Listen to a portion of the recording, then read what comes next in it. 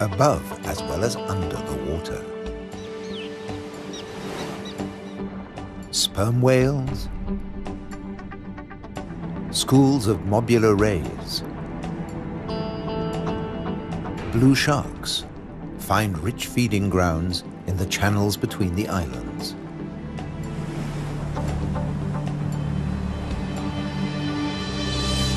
Nutrient-rich reefs draw in life. Blue whales seek out tons of krill in ocean depths.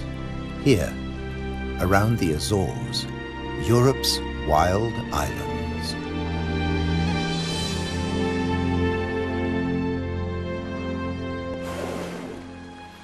A family of false killer whales cruise the ocean on the lookout for prey.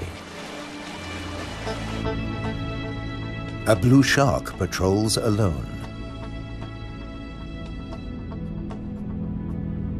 Shoalfish confuse single predators.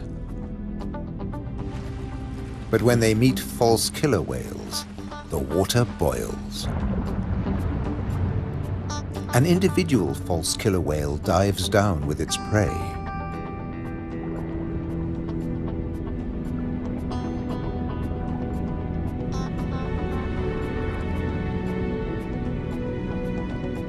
A blue shark comes late to the feast, drawn by scent molecules.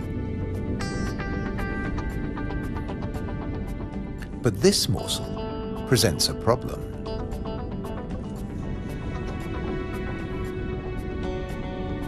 With jaws not made for chewing, it'll never swallow this tail fin.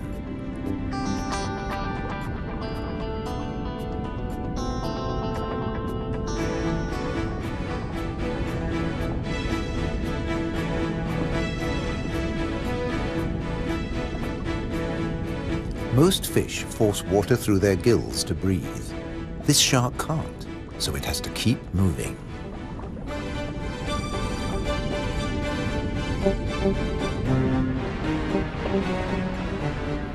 Near the surface, another blue shark is demolishing a tuna. This job its teeth can do: shake and take.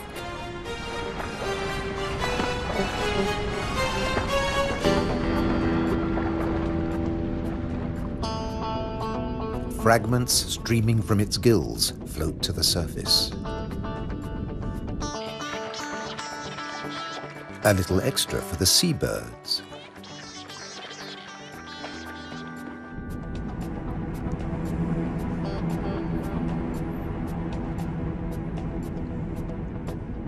Not all the remains go up.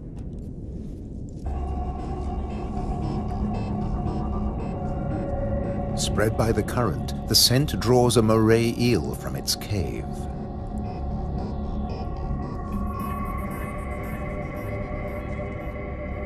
Sea bream, triggerfish, and painted combers are on its tail.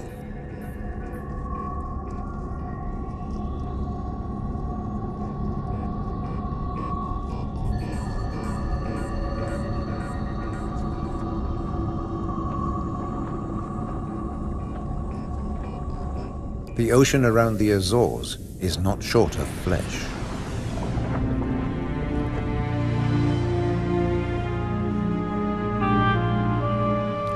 And yet above the water, the islands themselves have no large wild animals.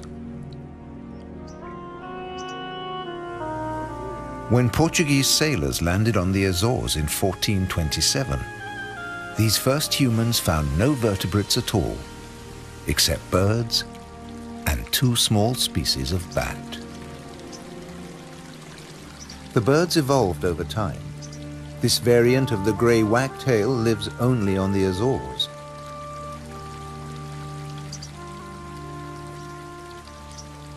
With head feathers a different color from its European relatives.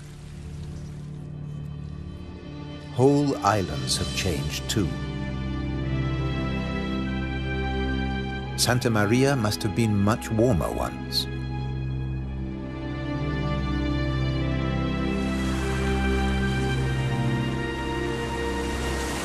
Many of these ocean fossils belong to extinct species that once lived in warmer waters.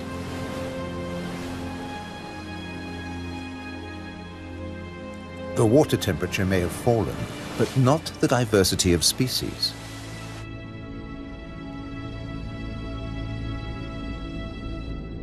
After nearly 6 centuries of human habitation, the seas around these volcanic islands are still largely unexplored.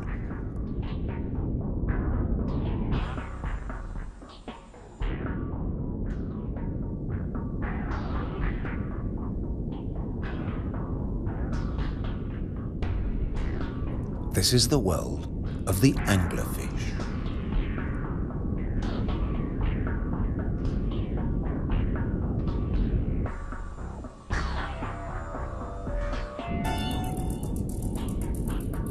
A 1,000 meters down, this pink frogmouth ignores the pressure of 100 kilos per square centimeter.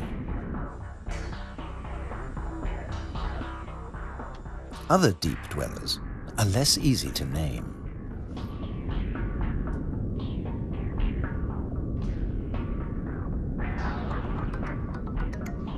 In the darkness, it's easy to underestimate your prey. It has to fit into your stomach.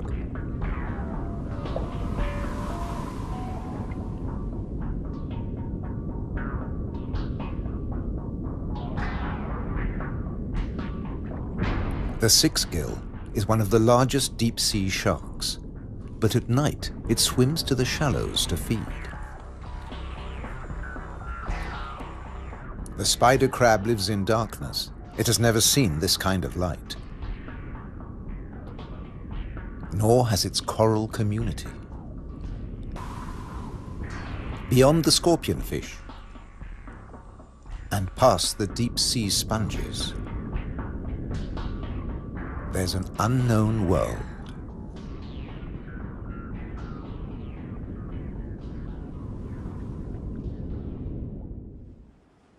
Imagine the Atlantic between Europe and America 8 million years ago. Pressure along the mid-Atlantic ridge forces the continental plates apart.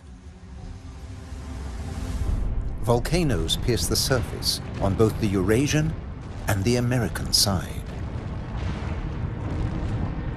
The Azores.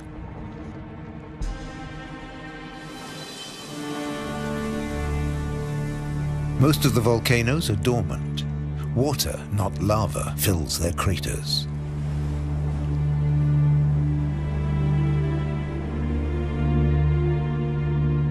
Sometimes only crater edges rear from the sea, worn down by the elements. Spawned by the sea, there too they will return. For now, it's craters that dominate the landscape. Gases still escape from fumaroles on some of the 1,700 volcanoes.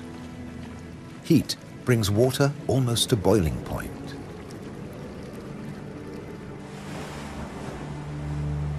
A massive eruption hit Fayal Island 60 years ago.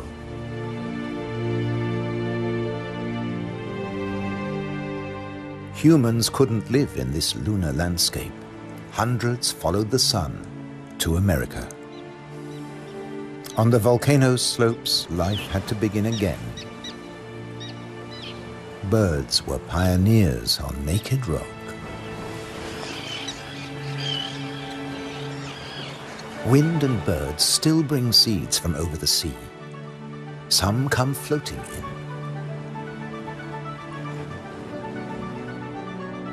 Humans brought the Hottentot fig, and plants create the first soil on bare rock.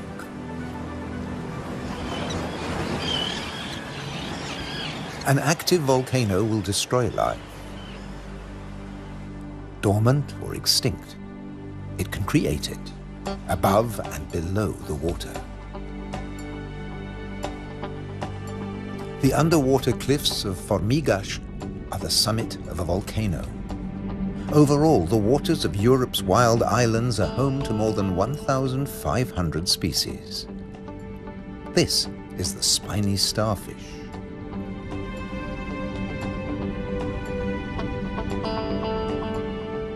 There are 530 fish species, like the damselfish, swarming along reef ledges.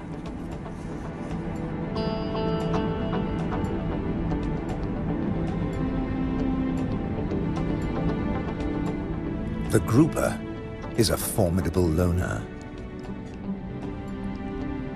Its giant maws scare off intruders.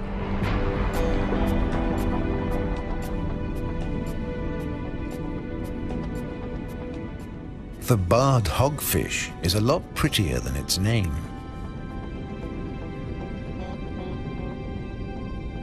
It's a protogynous hermaphrodite like its cousin, the grouper. It starts off female until it reaches a certain length. Then it becomes a male, aggressively defending its territory.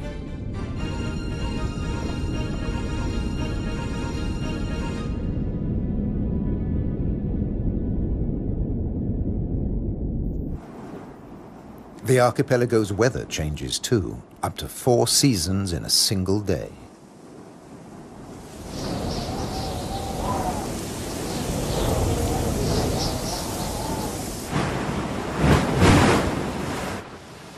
And when the winds blow above,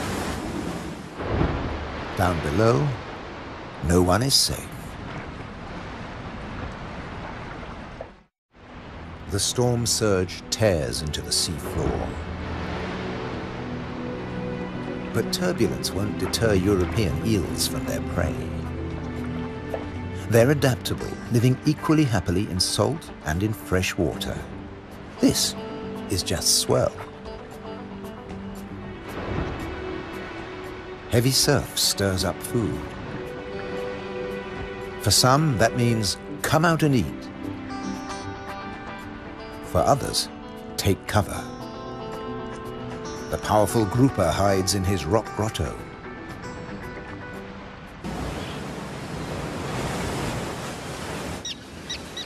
In churning waters, it's tough to spot your prey.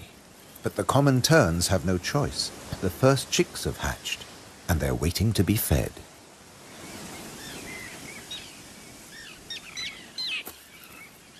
Elsewhere, adults are still brooding. The nest, a few pieces of dried grass, hardly visible. The parents sit in turn for 3 weeks. Their beak, both dagger and tweezers, is perfect for catching small fish.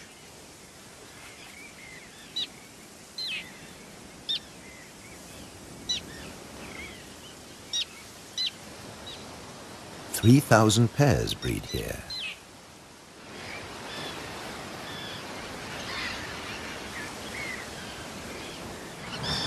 Typically, each couple lays 3 eggs.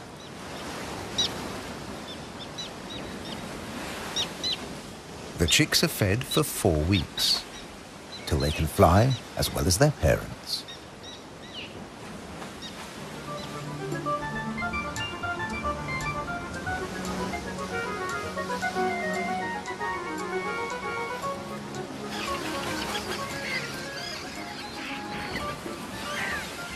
Then they're ready for takeoff on the long journey to South Africa.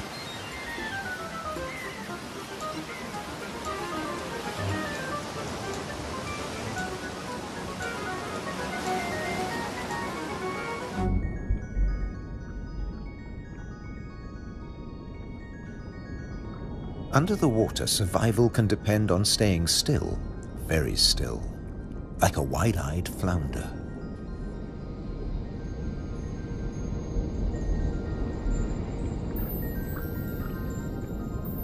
With his general-purpose military markings, the Guinean pufferfish doesn't mind being seen. The Atlantic lizardfish doesn't bother with disguises at all. It simply shimmies into the sand.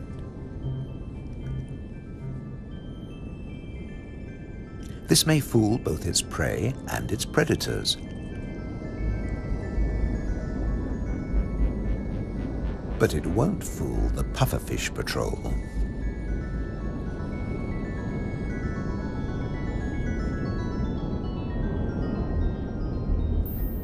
The shamefaced crab folds its pincers to protect its gills and digs itself in.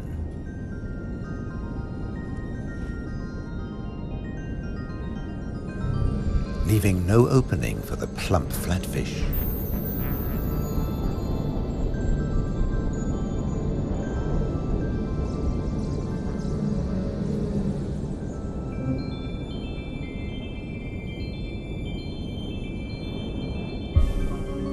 Bye. A starfish flees at top speed from a marauding snail.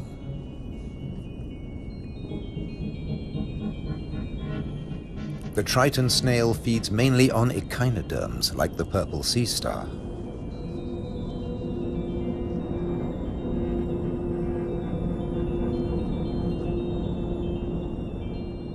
It's no big deal for an octopus. No pickings for it here.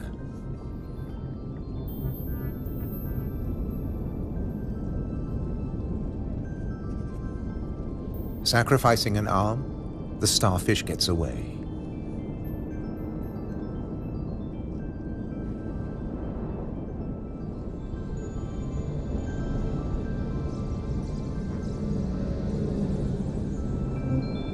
It's escaped with its life, and the limb will grow again. These wild islands in the Atlantic are a freshwater reservoir. Vast amounts of seawater vaporize in the warm ocean air, and freed of salt, they unload onto the Atlantic islands.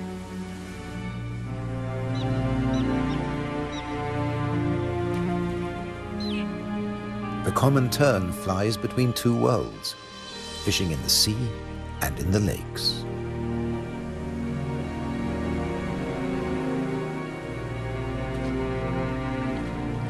Humans brought the freshwater fish to these islands. Water flows straight off the impervious lava rock.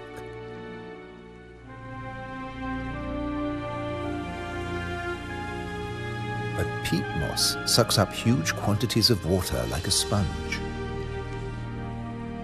taking it in through every surface. Deprived of oxygen, the dead parts of the moss never rot. The extremities keep on growing, and the moss colonizes more and more of the bare rock.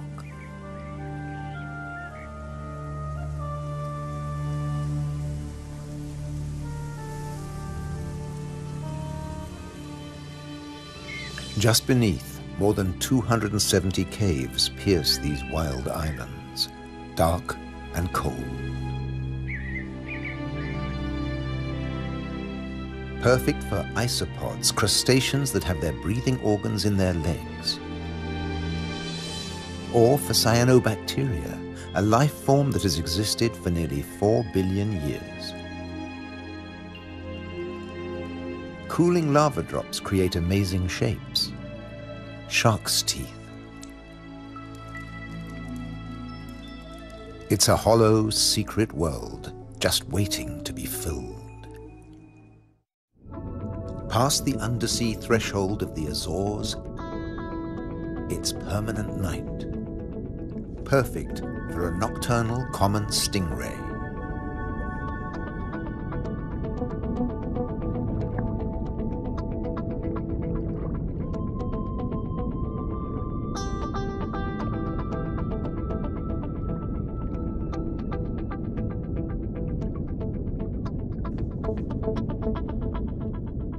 It's not alone here. Sliding over the cavern walls, unicorn shrimp. In the camera light, combers and scorpionfish snatch at their prey.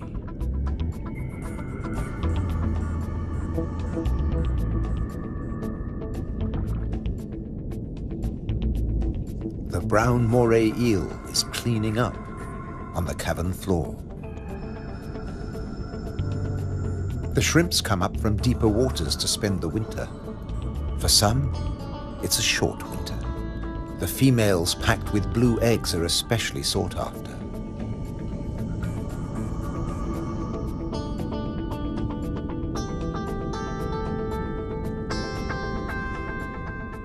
The shrimps also live off crustaceans, their own species. What's left of the moray eel's dinner?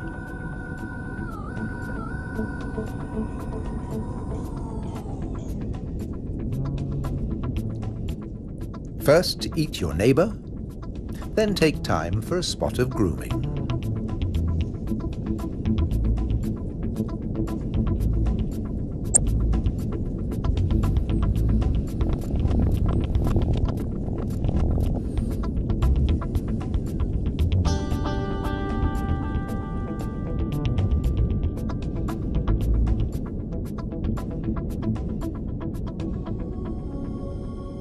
Nearby, on the rocks, an octopus with a human face reaches out.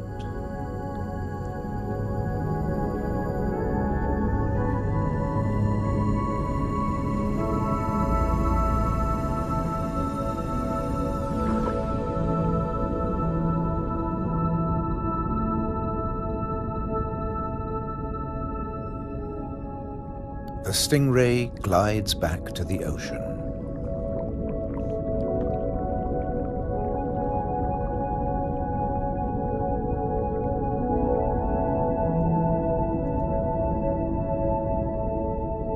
Passing the hundreds of bristleworms growing in front of the cavern.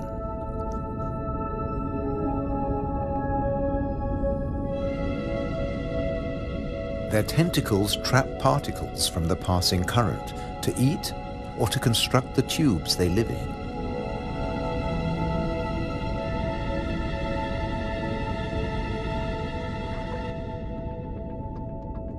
Deeper down is a mysterious place, a rare sight in the Azores, a garden of soft corals. They don't make chalk exoskeletons like their tropical cousins.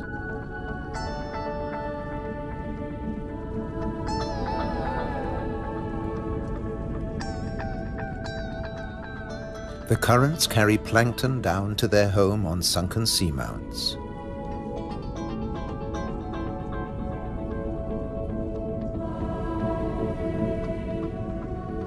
The venomous buried anemone is active only at night.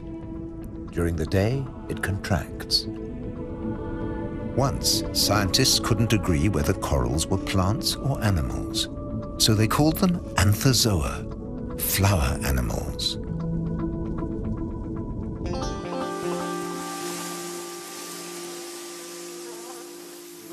No doubt about these. All the flowers on Europe's wild islands arrived from somewhere else. Hydrangeas came from Asia. Natural boundaries between fields. They're a symbol of the Azores.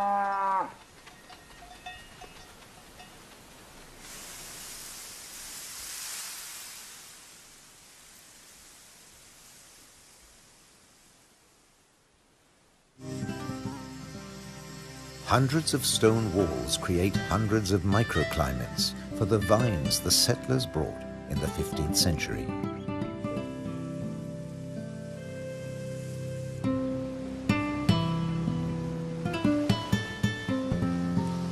"400 years later, the vineyards were abandoned as islanders left for America.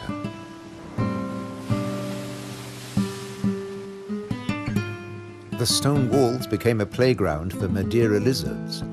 They were brought here by seafarers too. Azores wines are now fashionable again.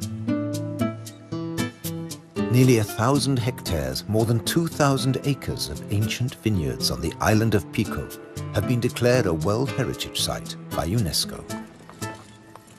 The ruts of ox carts, once the island's only transport.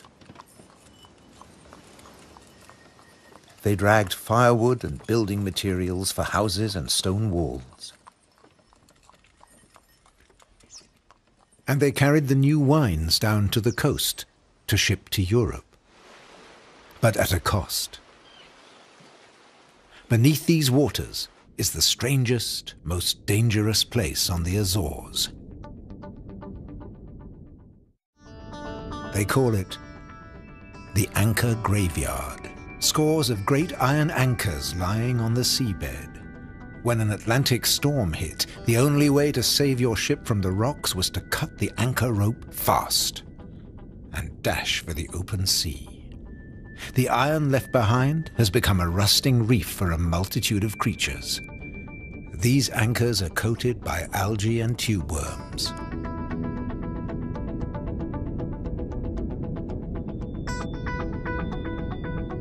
A shark's outline protects hiding fish. The grim-looking sea robin feels its way. The 3 front spines of its pectoral fins have their own receptor cells for finding food.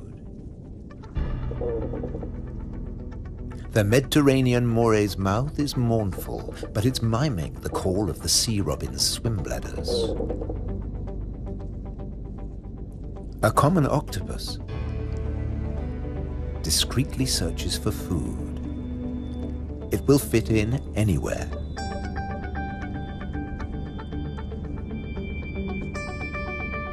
While bearded fireworms clear up the corpses in the anchor graveyard.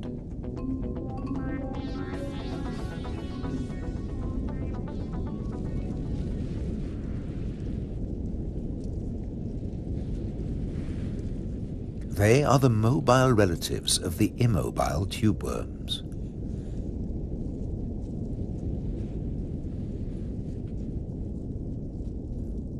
The octopus has found another spot to test its camouflage skills.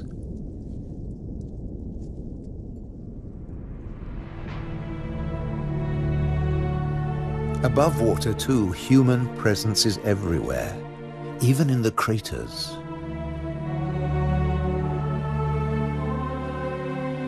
Any straight line means a wall, one that protects the grazing horses and cattle. By keeping the grass short, these domestic animals help the seasonal visitors that have been coming here for thousands of years. The ruddy turnstone digs to find fresh food. Black-bellied plover fly in from Russia on their way to their winter quarters in South America and South Africa.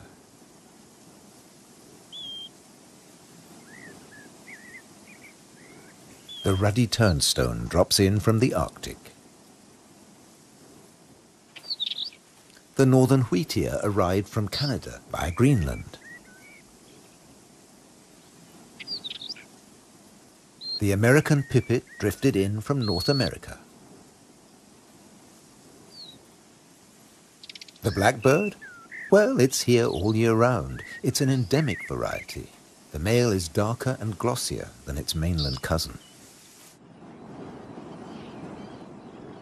Birds have to transport their own weight. A little body can be a big advantage on a long journey. But weight doesn't matter to other migrants. They're supported by water.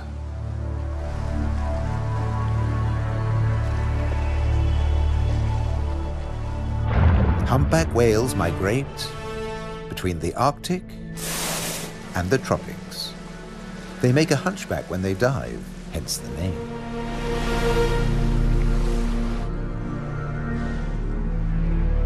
A pod of fin whales, the blue whale's closest relatives. The two species can interbreed. They swim back and forth between Arctic and subtropical waters.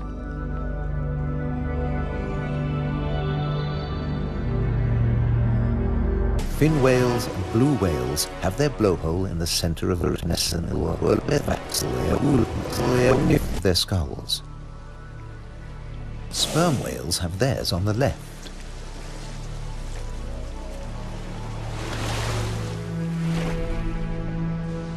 Baleen whales spend long periods sieving krill and plankton from the waters of the Azores.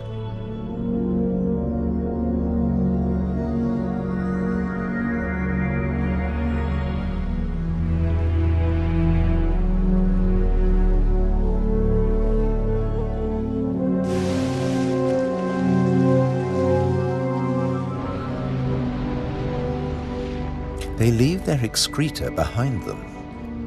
It feeds vegetable phytoplankton.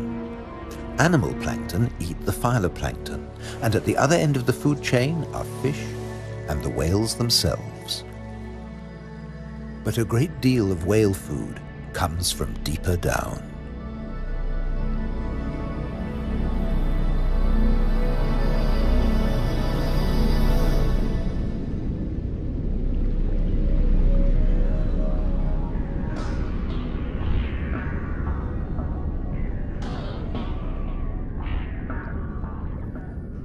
Meanwhile, not all the creatures of the eternal darkness are permanently banished to the depths. Every night, countless organisms leave the realm of the bizarre anglerfish and rise into shallower waters. Colossal amounts of krill join them on the upward journey. A nightly vertical migration. Salps and bioluminescent comb jellies illuminate the greatest movement of biomass on Earth. All here to harvest the vegetable plankton, or get eaten themselves. This innocent-looking blob is anything but. A Portuguese man-o'-war is a colonial organism, a conglomeration of polyps serving different functions. One polyp is the sail. Innumerable other polyps repel invaders or catch booty with tentacles that stretch up to 30 meters. On the right, a salp has become ensnared. Venom from stinging cells kills the prey. The tentacles drag it to the mouth.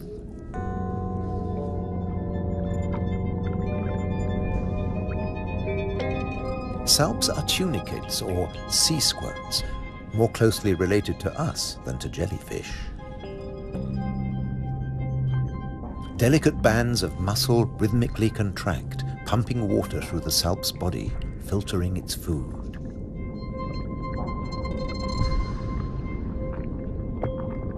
Salps build into chains and can direct themselves through the water.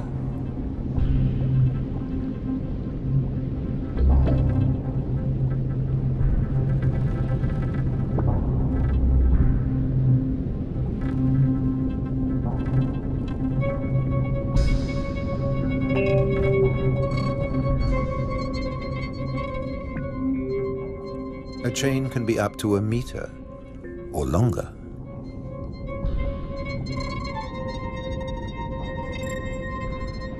Unlike salps, many jellyfish have venomous tentacles. But they too have predators. They're one of the favorite foods of loggerhead sea turtles.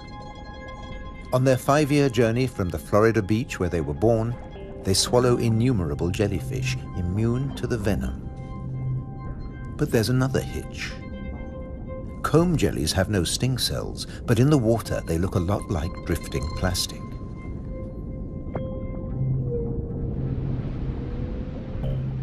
And that's the problem.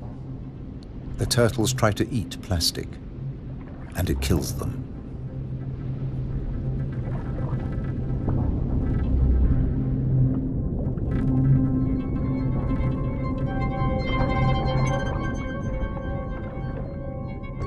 This is a great jellyfish hunter.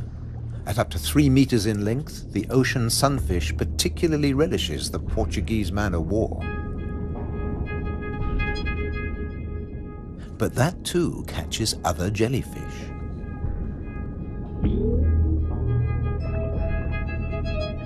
The sunfish can dive. This heaviest of all bony fish tears its prey apart in the depths.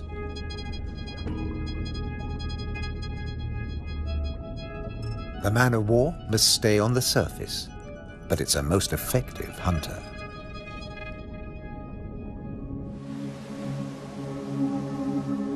The Cory's shearwater also has a successful strategy, at least in its familiar world.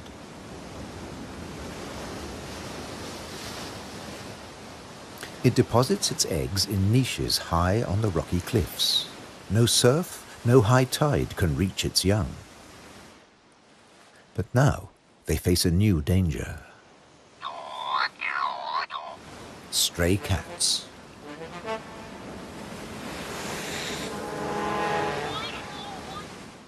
The female shearwater laid a single egg in May. Pity there's only one. Looks like a bad strategy now. They can't adapt to an unwanted gift brought by humans.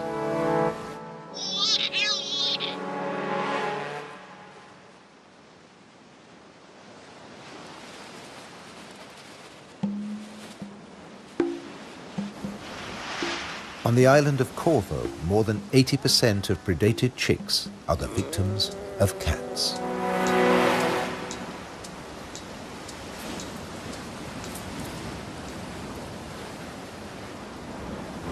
There's nothing the adult birds can do. They spend the whole day out over the sea.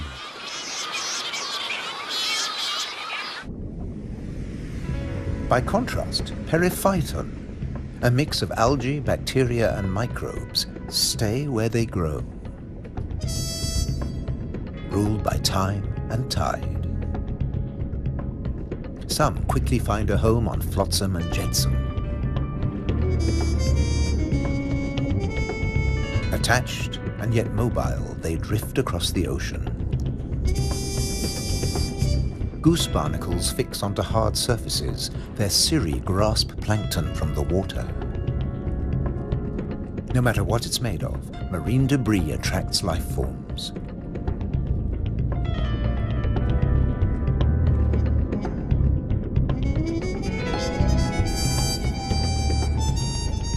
One of the ocean's fastest swimmers likes to stay close to flotsam, the mahi-mahi.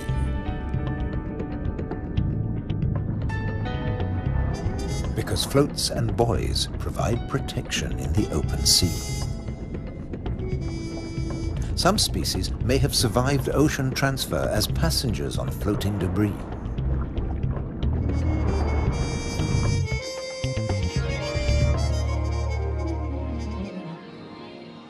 When shearwater breed, dusk brings a deafening chorus. Parent birds calling to their young as they return from the sea.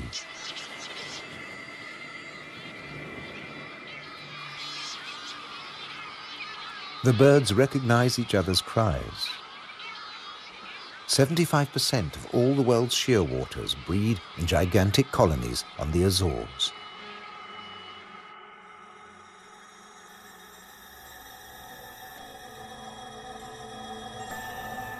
The name Madeira lizard says it all. This creature originated on a distant island. The Madeira wall lizard is very common on the Azores. It's one of the few reptiles found on these islands, and it's very fond of nectar. Invertebrates and vegetable matter complete its diet.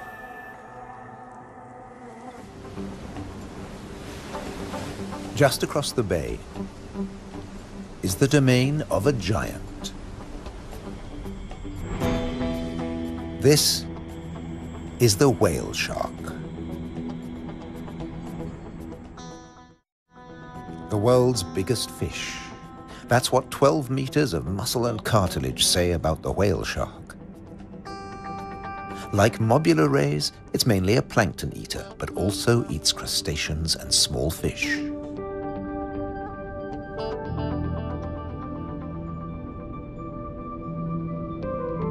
The rays' rolled fins on their foreheads direct the plankton into their mouths.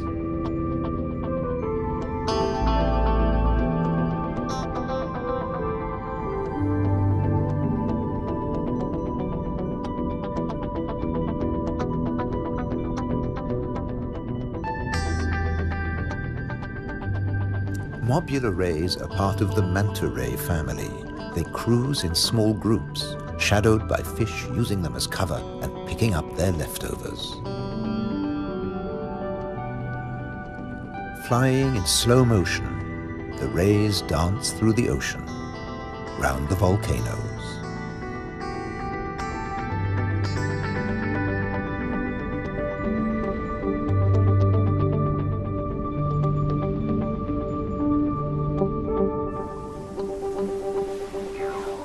High above, there's something stirring on the cliffside.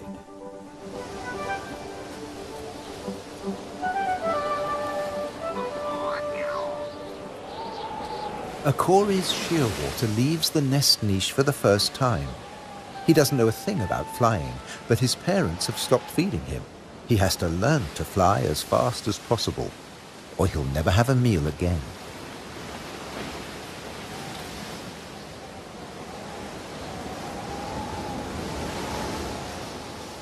He needs a takeoff point with a fair wind.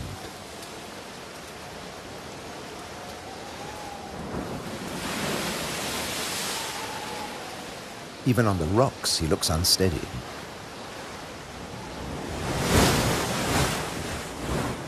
A fellow shearwater learns the difference between flying and falling.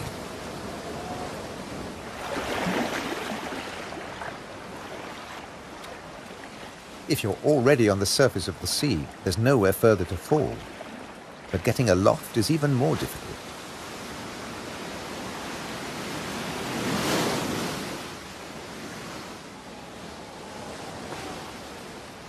Wings over water. That's the right idea.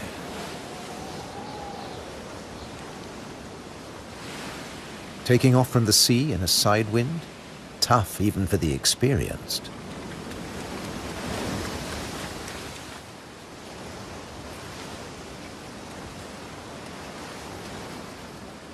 It's now or never.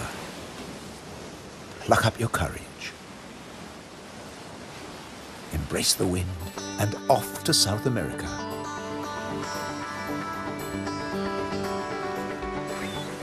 On the Azores, you're either coming or going.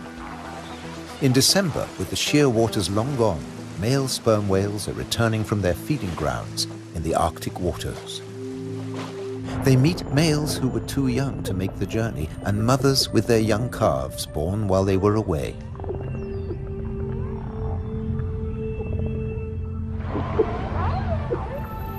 While the mother dives for food, her calf stays on the surface. It'll be 2 years before he dives with the group.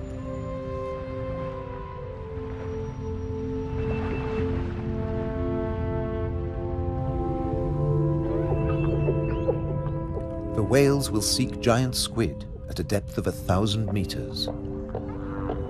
At 18 meters and weighing in at 50 tons, sperm whales are the world's biggest toothed whales.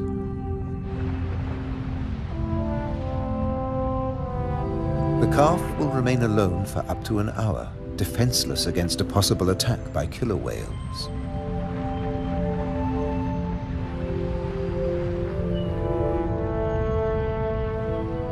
Finally, the group return from the deep.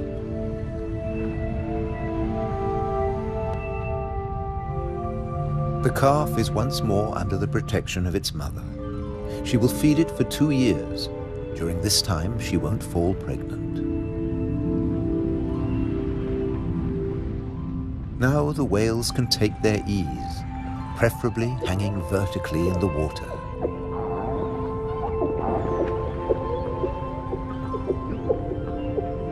Someday the calf will join the long migration to the Arctic, before returning to Europe's wild islands, the Azores.